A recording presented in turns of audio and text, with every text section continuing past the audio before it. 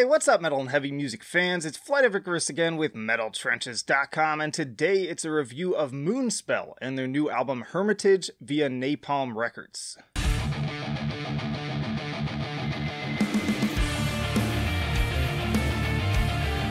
And hey, if you like to be kept up to date with the best and brightest metal bands and albums from the underground and above, then stick with me by hitting that subscribe button down below. MOONSPELL is a Portuguese gothic metal band originally formed in 1992. This is especially notable now with them approaching their 30th anniversary. Hermitage is the group's 13th studio album following 2017's 1755. Says lead singer Fernando Ribeiro, "We know that we are entering the final years of our career as musicians, the winter of our lifetime. The record is called Hermitage, and it's about turning our backs to the convention of modernity. We are currently convincing ourselves that it's all about us, that we, humanity, are everything, that the world revolves around us. However, ipsi facto, we are nothing and nothing revolves around us. MOONSPELL's goal on these last turns around the sun are to write the best music that we possibly can." What follows like an appropriate departure from the grandeur and heaviness of the previous outing, more often than not preferring a smaller, more rock-oriented sound with, strangely enough, the most common influence coming to mind, Pink Floyd. Every now and then.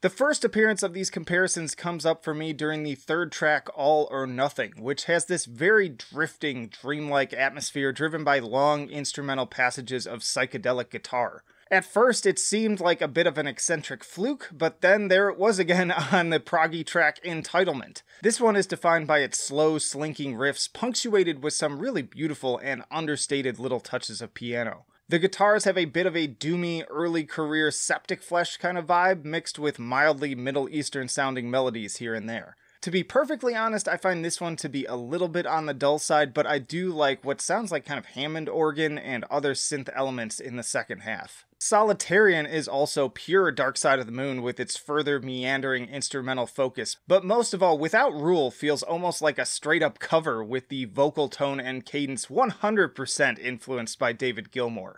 Like there's no way you can hear this opening and come to any other conclusion.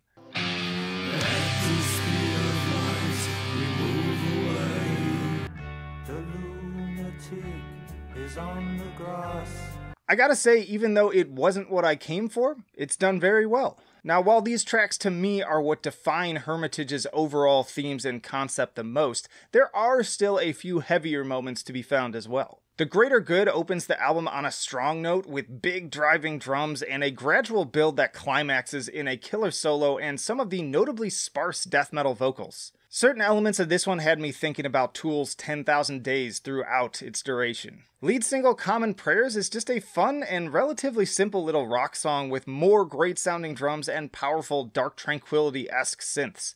I didn't think much of this one on first listen, but I'll admit that it's grown on me with its highly melodramatic and catchy chorus.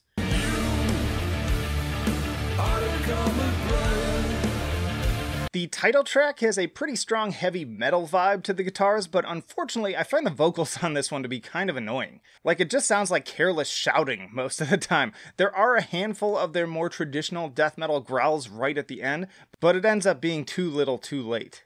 If I'm thinking back to my initial thoughts going into Hermitage, really only Apothegmata and the Hermit Saints are the tracks that I would have actually expected on this album coming off of 1755, which I greatly enjoyed, by the way. Especially with the latter's massive sounding choral synths and hard-hitting guitar grooves. This one is also a very dynamic track with lots of dramatic ups and downs on par with MOONSPELL's more symphonic side that I tend to just enjoy more. Easily my personal favorite, which is a little bit funny when considering that it is not at all representative of the album as a whole. So yeah, overall, I'm interested to see how people react to this album, whether they be longtime fans or newcomers. Personally, it's not exactly my taste in terms of an album I would want to listen to over and over again, but if you're super into Pink Floyd and like the idea of joining that sound with gothic metal, this may be your new favorite thing. Turning to my scales, I give it an 8 for enjoyability. There are some solid tracks, especially in the deeper cuts, and even when stylistically MOONSPELL takes a turn that's not necessarily my cup of tea, they manage to pull it off in a way that at least keeps me interested most of the time. I give it an 8 for musicianship. I mentioned a few standout moments from the guitars, synths, and drums that make for an above average rating, but as a whole work, there wasn't much here to warrant anything beyond that. And I give it a 7 for innovation. I could consider toying with an 8 here given my surprise at some of the directions the band has taken, but those directions are still familiar enough to me growing up with similar influences to find them a little bit predictable. So a 7.7 overall and a C+ for Moonspell and Hermitage. Get it once more via Napalm Records. Y'all, thanks as always for watching, and let me know what you thought of this album down in the comments, and what is your favorite Moonspell album and why. And hey, stick around because I got plenty more videos coming right after this one. Full album reviews, tier lists, interviews with bands on the podcast, you name it, we've got it, so plenty of reasons to subscribe if you've not already. Also chat with us on Discord and support on Patreon, but that'll do it for now. Flight of Icarus signing off. I will see you in the trenches.